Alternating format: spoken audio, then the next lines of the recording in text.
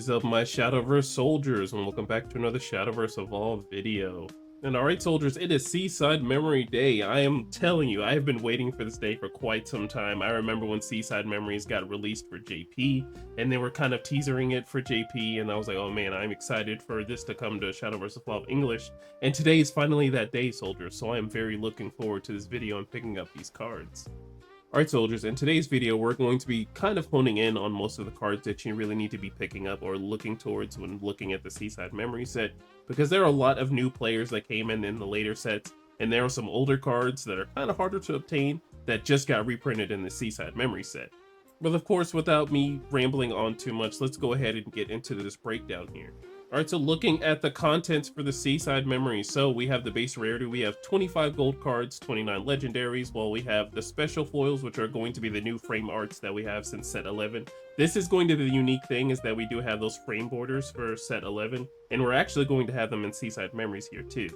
But yeah, having the special foils here, we have 54 SLs to look forward to with 29 ultimates and then 32 SPs with 3 token cards as well. And the cool thing about this set is that each pack is going to contain at least one legendary or better, so out of the 3 card packs that we are going to be opening, we're going to at least get a legendary SL or anything above that in each pack. And of course, I don't know the exact ratios of what's going to be in each case or anything like that, but you know, usually how it goes is sometimes there's only one ultimate or one SP per case, so I'm not sure how it's going to work for the Seaside Memories. If any of you soldiers know the percentage, I would highly appreciate it if you dropped it in the comments below so we can all know what people are going to be expecting from this case. But as far as I know right now, you know, everything, at least being one pack, you're going to get a legendary or better, so that's the chance of getting the SLU or the SP. Okay, while we are on the topic of cases/cartons here, we are going to be choosing through 4 exclusive playmats here. So looking at the first one, we have Arisa, the Fairy Princess art, and then we have the Albert Levin Saber playmat, the alt art here. And of course, where would we go wrong if we didn't have the face of the girl here having Alice as a playmat as well? And of course, for the Abysscraft main players, we are going to have Gensetsu Fox as a playmat as well. Alright, so yeah, we have the choice of these 4 playmats being inside of any one of the cases that you might end up picking up. I'm pretty sure you get one of them in each case. So if you were able to get one of these, you know, I hope the best of luck to you pulling the one that you might end up getting if you buy a case. Or if your shop is able to have them around and then you're able to like pay for them or whatever they want to do. However that works, I'm not sure because I don't have a local LGS. But, you know, whichever one that you do end up pulling out of your case, I hope it's the one that you're really looking forward to. Alright, so before we get into the exclusive cards here and what cards to really look out for, I do want everyone to know that we are going to be talking about what's going to be included in these release tournaments for the Seaside Memories. Alright, so looking right here on the exact website page here, so for our release tournaments, we're going to be looking at our new stylish characters in the beachwear and everything like that for the Seaside Memory set. So they're going to be running standard tournaments from November 3rd to the 1st of December. I'm going to repeat, they're going to be running these tournaments from November 3rd to the 1st of December. And I don't know about you soldiers, but it's hoodie season right now. So if you catch anybody wearing beachwear in this time, or at least just for me on the East Coast where I live, it's pretty cold. Like I've already busted out my hoodie, like by the morning time, like you have your hoodie with you. If it's warm outside, you take it off, but by the time you leave work, you're definitely gonna need that hoodie on when you're leaving the building. But yeah, I think it's kind of weird how they release these sets. Like, I think in JP, Seaside Memories did come out when summer did happen for them, or at least when summer was just happening in general. So I think that's how it kind of worked out. But in the plane here, these cards are coming out when these hoodies are out and it's like getting colder. So it doesn't really like match up, but we are on that accelerated schedule, which is, you know, kind of why we're in a hectic place where we are. But, you know, that's a talk for a different day, of course. Alright, so I wanted to take a peek at the playmat that the champion is going to receive at this release tournament. So, if you're a huge Dragoncraft person, I know you're seeking after this playmat because you have both Phylene and Galmiu on it. Alright, so yeah, fast forwarding. Alright, so we have all new SPs. Of course, we're not going to go over every single alt art here, but there is going to be a different framework in how they're doing the SPs and ultimates here. So there's going to be arts with the text box, and then there's going to be the arts without the text box. And for you visual learners out here, these are going to be the SP/Us that you're going to be getting here. So you can see there's one without the letter text box, and then there's one with the text box. And then we have the other SP, which is going to be the alt art for some other cards that we might have. This is just an example, of course, with the Spinario Wavering Will, which we will be talking about later on in this video. All right, so I think this should be like a good cutoff area. So if you're a seasoned vet and you already have most of these cards and you're just kind of picking up for alt art cards, then you don't really need to like pay attention to the rest of this video. But if you're still here, I appreciate you watching. And if you are new, this is more for you, just so you can pick up these cards and see what cards that are really good, just in case you don't have access to everything. There's some pretty good pickup cards and some good staples that are in this set that you might have like missed out on in the earlier sets. And of course, we're going to talk about that here. But of course, without further ado, let's go ahead and start with Forestcraft. Alright, soldiers, so basically how it's going to be broken down here is that every class/craft is going to get a new card. And in Forestcraft, we're going to be getting Spinario Wavering Will. And sometimes these cards might really like boost up another deck, or they're just kind of just like fodder. But it is good that we have more access to cards in these other decks. But of course, let's look at Spinario Wavering Will. So she's a 3-cost 1/3. Whenever a follower on your field evolves, give your leader +2 defense. But when she comes into play, you can select a Forestcraft follower that costs 2 or less in your cemetery, and you can put it into your EX area, and it costs 2 less to play this turn. Alright, so I do think this card is actually going to be pretty perfect with Chipper Skipper, because you play Chipper Skipper for free, and then if you're able to evolve, you can heal 2 while looking at top 4 to get another 2-cost card to either put into your EX area to play again, so you have a nice, really full board. Alright, so here are some pickup cards. Personally, for me, I'm not going to agree with every single card here, but they're just kind of the cards that they included in the set. And if you kind of missed out on those last cards that are maybe in like set 2 or set 7, like we're looking at here, then these are the cards that you really need to look at. Alright, so I know some of you soldiers are going to look at me crazy for this first card here, but Aria Fairy Princess did just get a spell card in the last set that we just had come out. So I understand why they have it in the set, just so people are able to pick up Aria Fairy Princesses easier. This was a card that was just exclusive to the starter deck. So if you don't have access to getting a starter deck, then, you know, it's going to be a little bit harder to get those cards. So having her reprinted, I think she originally got reprinted in the promo series. Can't remember which one it was. But she got reprinted in one of the promos, and now she's reprinted again with a better art, honestly, in my opinion. Very beautiful art. So if you haven't had access to getting Aria Fairy Princess, you do have access to get it now. Now, as far as it being a playable card in a deck and very good, that's a different talk, of course. Now, card is playable. Card is playable. Is it good? That's a different thing. But the card is playable. So if you do want to play an Aria Fairy Princess deck and you didn't originally have access to those cards in the past, you do now. Alright, so if you did miss out on set 7 and you really wanted to play puppets, we do have Zwei. Now, when picking up the puppet cards, I don't think Zwei is going to be hard to pick up. But I think it'll just be easier once we're in the rotation of all the Seaside Memory stuff to pick up Zwei now if you haven't originally. So if you haven't played puppets before and you want to now, I think this is a perfect time to get into puppets. Alright, and speaking of puppets, we do have our staple card, which our first staple card is going to be for puppets too. Okay, so starting off with Orcus Puppet Girl. So this is the 3-cost 2/2 that came out in set 7, I believe. Now, if I don't have the sets correctly, I'm just going off the top of the dome. I'm pretty sure it's set 7, might be set 8, but like I'm like 85% sure it's set 7. So this is the 3-cost that really brings puppets together by having the Resolute puppet and the Orcus Vengeful puppet, which is going to let you go into the ult side of Orcus. Now, unfortunately, they did not reprint a Evo, so you're going to have to pick up the Evos, which are probably going to be the harder things to pick up. But picking up the 3-cost is going to be a little bit easier since they're going to be rotated in the Seaside Memory. Alright, so some of you soldiers might disagree with me in this next card here, but Crystalia Lily, of course, on the unevolved side, we're not going to really use it too much since its fanfare is kind of niche to those 2 archetypes. But this Evolve is just too good to pass up. Being able to bottom deck a follower on our opponent's field is just very good removal. Alright, and lastly, we have the tokens for Forestcraft, and we have the fairy tokens / pixie tokens, whatever you want to call them. Now, I remember the last token for Forestcraft was super expensive since it was a box topper. Those things were expensive, so I think hopefully these are going to be a little bit more obtainable. I'm hoping they're not going to be as expensive as the last tokens because those were extremely expensive. Alright, so let's transfer into Swordcraft here. Alright, so we have our new card, Amelia Sunny Paladin. So she's a 4-cost 4/4. Whenever an office follower is put onto our field, we can select enemy follower on the field and deal it 3 damage. We can also use for 0 play points to activate. You may summon an officer follower that costs 2 or less from your hand or EX area. You can only activate this once per turn. Alright, so if you are running the officer deck, I don't think there's too many. Alright, so I believe the realest card that you can play off of this ability is just Ralmia. So essentially you play this as your third card, and then you play Ralmia for free. Ralmia is able to evolve for free if you haven't already evolved for this turn.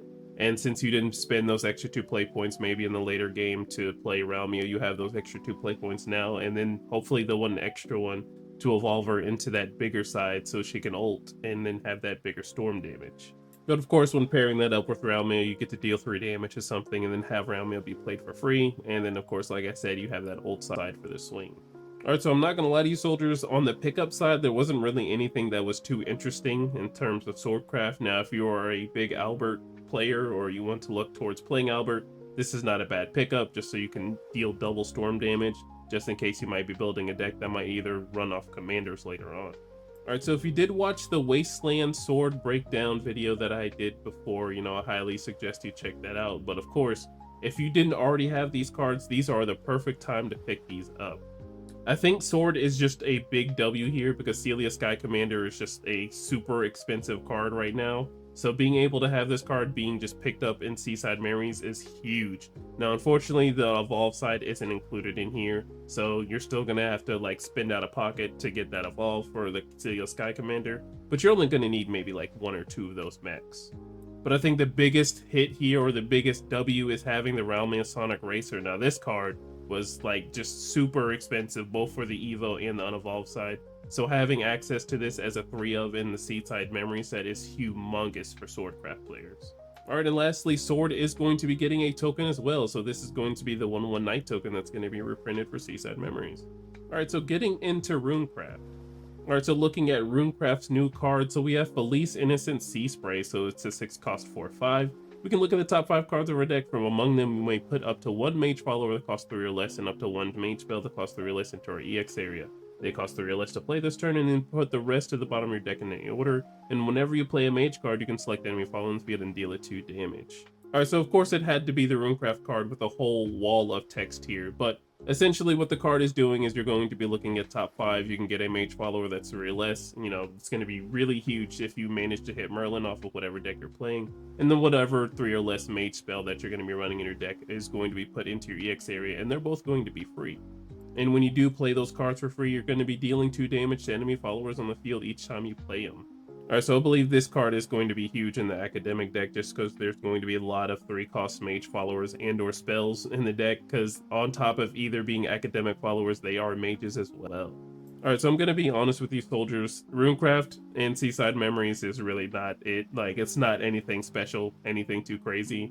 Unless you really want these alt arts for, the new art, like Elusa is going to be good for Onion. And then Freshman Lou is honestly a good pickup card, personally, just because this card is very old. I think this card came out in set 2. So if you didn't have access to this card, then I highly suggest picking it up now since it's, reprinted in Seaside Memory. Alright, so I know it says staples, and I'm not going to say that these cards are staple for Runecraft. Now, if you're running the academic deck, then these are the cards that you do need.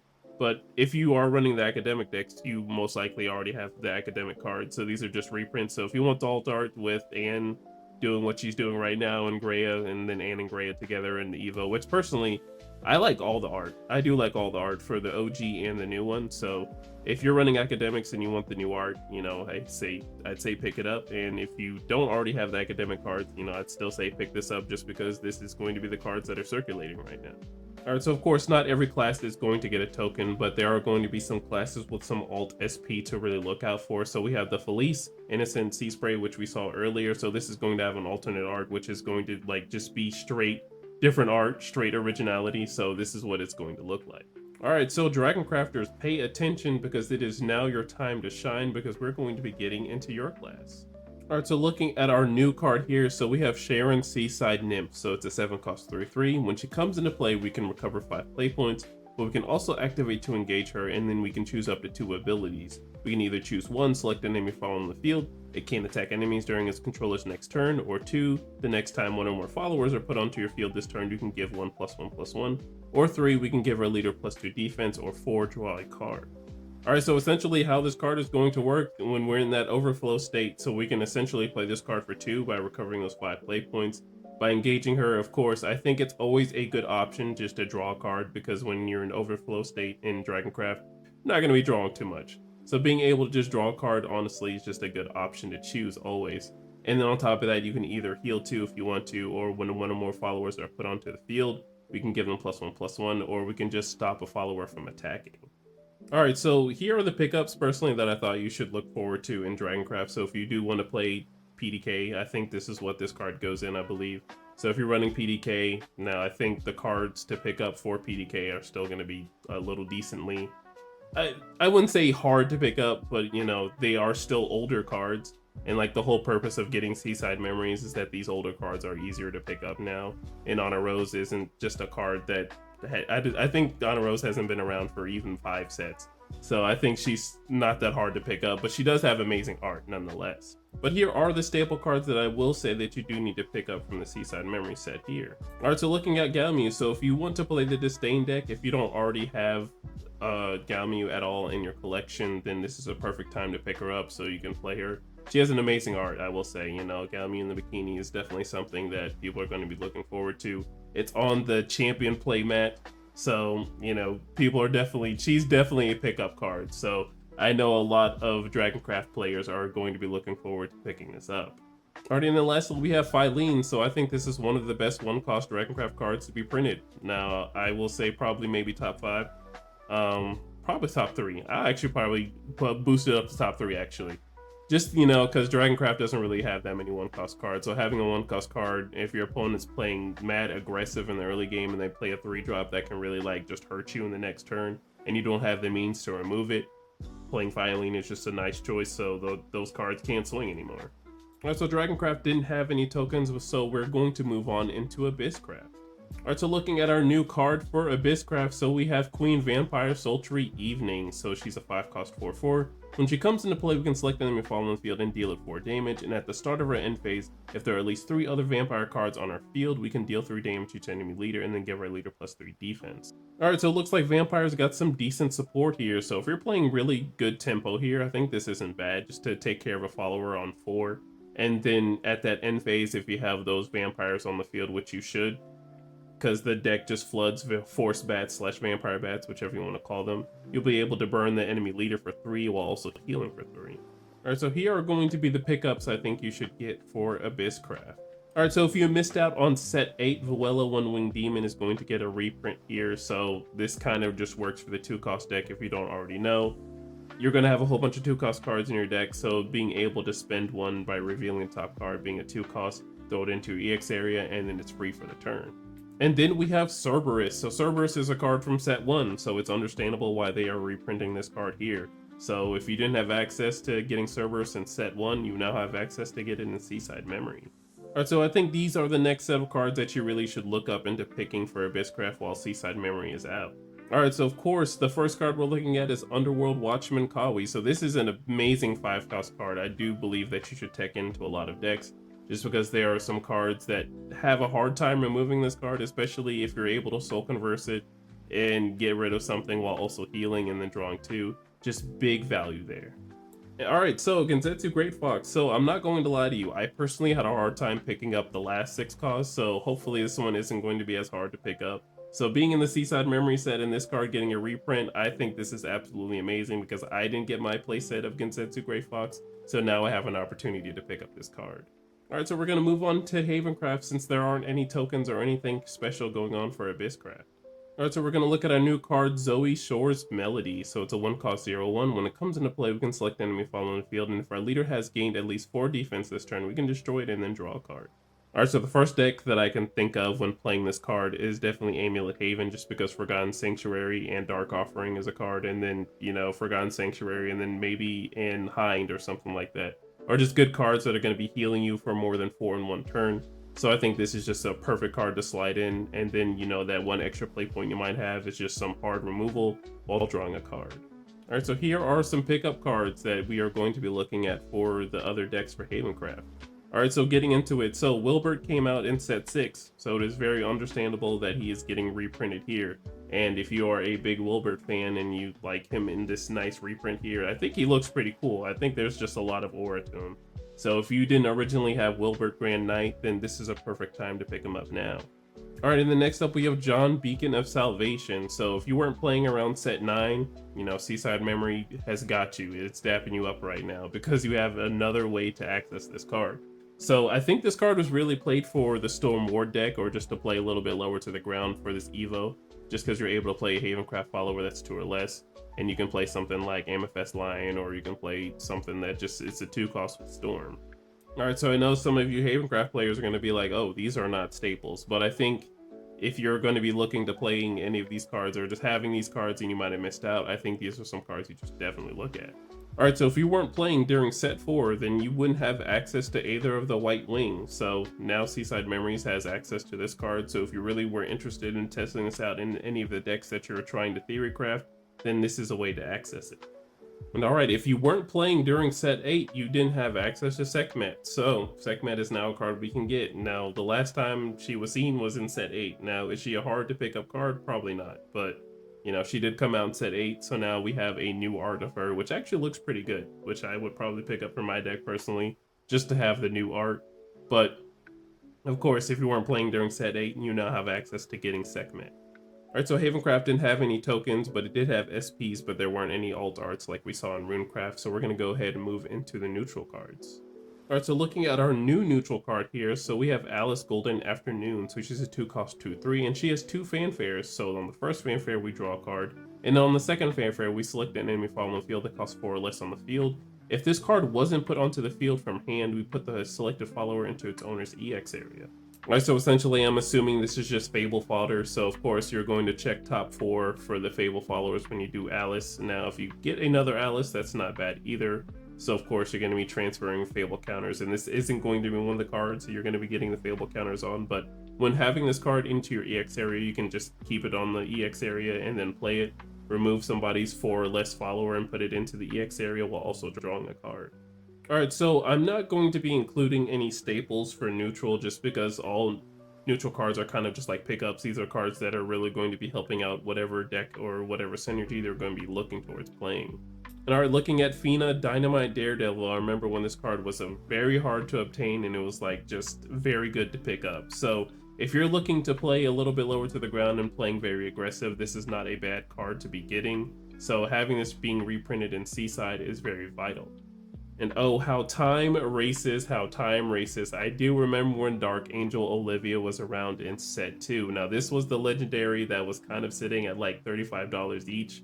I do remember that. I remember picking mine up instantly. So Dark Angel Olivia is just still a pretty decent card if you don't have any like 5 cost that really like does anything to keep you in tempo. Just being able to draw a card and then either gaining evolution point or healing 3. Or making your opponent discard a card if you're running a deck like that is just pretty good for a neutral card. Alright, so if you didn't have access to getting Lyriel before and you still want to run the Angel deck, or you want to run a deck that doesn't let you burn yourself or take any sort of ability damage, this is a perfect time to pick her up to get your playset, because this is a nice little techable card to throw into your deck. Alright, and lastly, soldiers, we have Actress Faria. Alright, so personally, in my opinion, I think if you're going to be teaching somebody new to play the game, definitely teaching them a Fable deck is the way to go. That either being Forest or Haven. Those are like the best 2 Fable decks, and they're not even expensive, which is the best part about it too. So in case your friend ends up, you know, hey, I want to build this deck for myself, I want to play around with it, you know, you teach them what they need to know for Shadowverse Evolve, of course, after playing a couple games, and then they, you know, get into it themselves and start doing their research, and they pick up these cards themselves, seeing as that Fable isn't a very expensive deck, but is very playable. And then if they really enjoy playing and, you know, playing at their LGS and stuff like that, then they can move on forward from there. Alright, and lastly, we have the Natirian Great Tree token, which is going to be here in the Seaside Memories set too, which is actually an adorable card that I see. And alright, soldiers, that is all the cards that I believe you should be honing in on for Seaside Memories. Of course, there are some cards that I missed out on or just didn't really pay attention to just because they weren't super important. Now, I really do like this set personally just because there's something for the seasoned vet players like myself, and for new players. Like for the new players, these are cards that came out in like set 1s, 2s, and 3s, and you know, you weren't playing around that time, so it's just like, all right, you know, I don't have access to this card. Now, I will say Swordcraft is winning big here by having Celia and Ralmia reprinted here. So if you are a sword player and you want to be a sword player and you didn't have those cards before, this is your set right here. And yeah, my biggest thing here is that there's something for everybody, and I think there's something for the newer players here, and I think I really like that because whenever I mention Shadowverse to anybody, they're like, oh, what's Shadowverse? Or what's Shadowverse Evolve? You know, X, Y, and Z, and, you know, I'd have to explain the whole 9 yards and everything.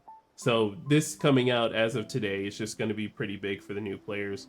Even bigger for those big heads that are going to be interested in those alt art cards that are going to be in the summer style.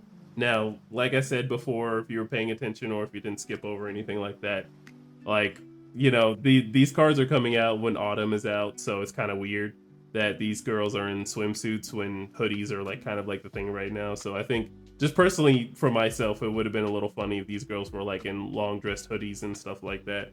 So, but you know, outside of that, I'm just really glad Seaside Memories is finally here. And alrighty, soldiers, that is it for today's video. Thank you so much for watching. It means a lot to me that you're watching this content. I hope you were able to pull everything that you want for Seaside Memories. Make sure you're all safe in whatever you do tonight and safe whatever you do for the rest of the year. Make sure to like, comment, subscribe, and I will see you in the next one. Bye. Yeah. TRINN just to get you